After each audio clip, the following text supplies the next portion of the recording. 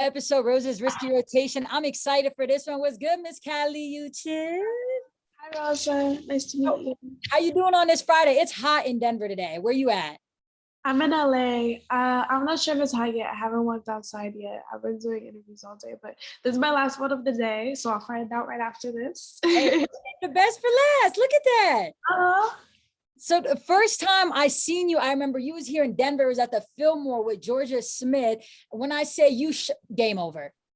Thank you so much. It was game over. So then I had to go back, listen to Por Vida. I love Call Me Lonely. Like, I've been following you for a minute. So the fact that you got this hit right now, I feel like we all winning. Oh, thank you. Appreciate that. From an artist that I like, for you, to me, you radiate confidence. Like, you have this like undeniable doubt, this go with your gut intuition. And like, how did you get that? Because I don't even listen to Spanish because I'm from Saudi Arabia, but I listen to your stuff because you're so cool. I'm like, how? Honestly, I always say that I feel like no matter where you're from, even if you're not Latin, a lot of us who might have had like any type of identity issues when it comes to like being multicultural or like really any type of identity issues whatsoever, I feel like you can relate to my music because that's kind of what it's all grounded in. It's kind of just learning to embrace all the different dimensions of us, because we're really told for so long that we have to like fit into one box or be one identity or be one type of whatever. And I think something that, without realizing it, that my message behind my music and my art has always been very like empowering to just people embracing that full multi-dimensional aspect of what it really is to be a human being. We really are so many different things, and we really don't fit into just one category or one stereotype or one box. So yeah, what was the question? I don't even know where. Yeah, I don't know where you went. I was like in and out in therapy. Hold on. I'm like, where was I going with this? I don't remember. I like everything too. Like, okay, go on. I was gonna say how you have that like follow your gut, because you even said the other day, which mind you, I watch everything you do. You said you were like, sometimes artists can have hit songs on the radio and not sell out like a crowd the way an artist who has like a crazy fan base does. So it's like, how did you know to go with your gut when it comes to, they didn't want you to make a Spanish album and now you got one of the #1 hits on the planet? Yeah. See it. It's so true. I think that really the most important thing, because yeah, like I always say, it's so many people that they go in the studio and they're like, okay, we're gonna make a hit record today, we're gonna make a top 40, we're gonna make a song that's gonna be played on the radio, whatever. Like, they have those ambitions for the song. And I think when you do that, a lot of times you lose the essence of what's really important about music and art, which is like being able to contribute something that can actually like nourish people. And you lose that essence, you lose that soul when you're just focused on, you know, it being able to sell to a certain demographic or get on a certain whatever. So for me, the most important thing for me ever as an artist, I always wanted to dedicate my life to the arts, and I always wanted to be very conscious of what contribution I was trying to make with what I was putting out. Make sure it was authentic to me, but also make sure that it was really something that was coming from my heart.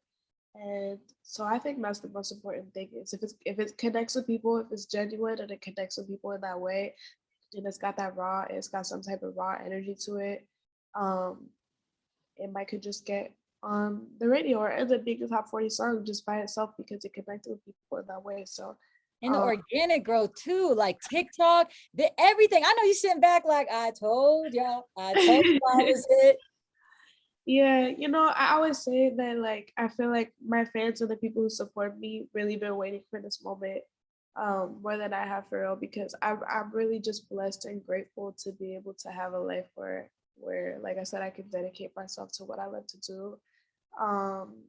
But to be able to get recognition and acknowledgement from, like, you know, all these major you know, like the Grammys and, like, you know, Billboard. Hey, real quick, how's it feel one time to be the second woman of Colombian descent to win a Grammy?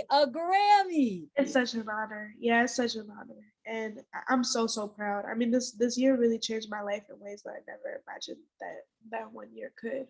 I mean, you work for so long, and like I said, you just be happy and proud. Like I was proud of the album by itself without knowing that it was ever going to be successful or commercial. I really thought it was like a passion project, and then to have this reaction, to put something out into the world and get all of this love in return is like, it's just such a big surprise to me. I never ever would have expected. What was the first thing you did to celebrate? Like now the world is kind of opened up, so I know you went outside.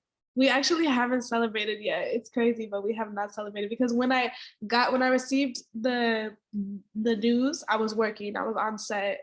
And so I was like, oh my God. And then it was like, okay, we need you back in your spot. We're filming in 2. And I was like, okay, okay, cool. So we didn't really, I mean, they sent a little mariachi band to surprise me and stuff. So that was cute, but like we haven't actually celebrated yet. So I'm looking forward to really celebrating this summer.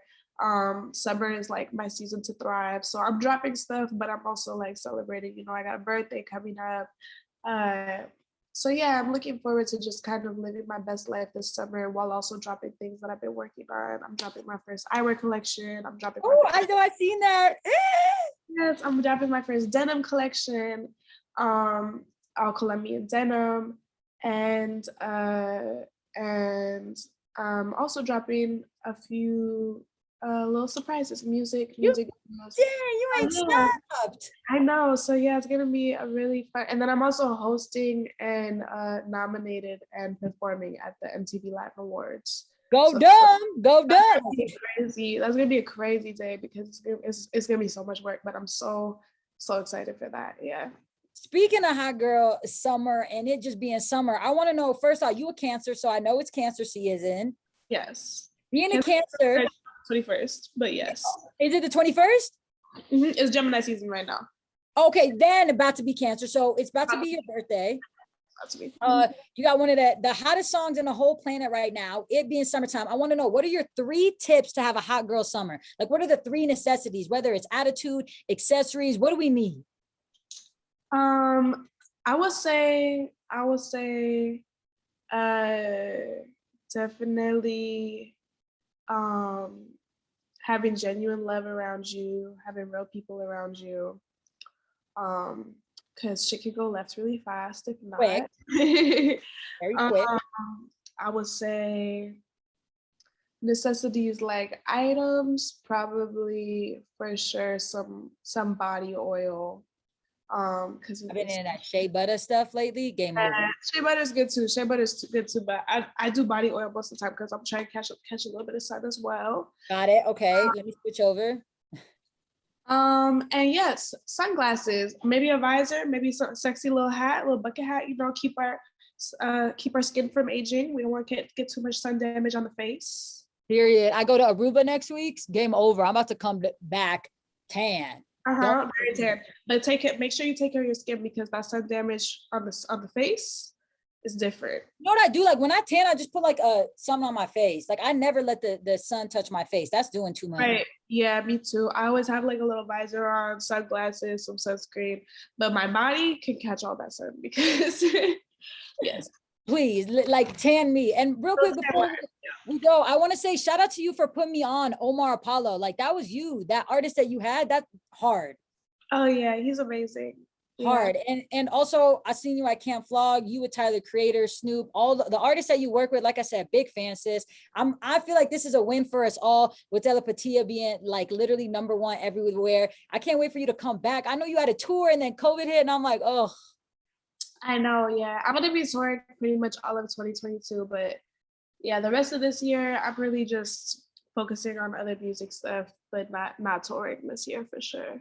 Before we go, you being from a background of immigrant descent, multicultural, Colombian, and in Virginia, me too. I live in Denver now from Saudi Arabia. When did your family start supporting you? Because in our cultures, like being creative isn't always something that they necessarily understand. So when did your family come on board and how was your kind of upbringing, having that self-confidence in yourself, knowing that the people around us don't really understand all the time? Yeah, for me, being first generation, that like my dad had a 4th grade education from Colombia. Like he grew up in the streets, so like he really couldn't understand why I would take for granted the opportunity to like pursue an education in the United States, you know. So I think it's really hard. And then also I think like capitalism, also internalized capitalism really trains us and our family members to feel like resting is like a sin and we're not allowed to pursue those types of dreams and all of that. So I think it was difficult for a long time. Probably the first time that they really accepted it was like, or they really were like proud of something was probably when I worked with Juanes, who's like one of the biggest artists out of Colombia. That was when they were like, oh, okay, that's my daughter. They don't know, yeah, because they don't know. I mean, they don't know. None of the other people that I collaborated with is very American artists. They don't really know those people. They're just kind of like, okay, whatever, cool. Like, but when I was working with Juanes, they were like, oh, you're with Juanes. Do you have a ticket for me? It's like, hey, man. No. Right, yeah, exactly. Well, I appreciate you for sitting down. I love you. I can't wait to see you again. Congrats on all the success. Congrats on the manifestation. Congrats on it all. Go outside, celebrate, live your best life. Happy early birthday. And inshallah, I will see you soon when you come to Denver. Thank you, Rosa. I'll see you when I get there and have a beautiful summer too. Bye,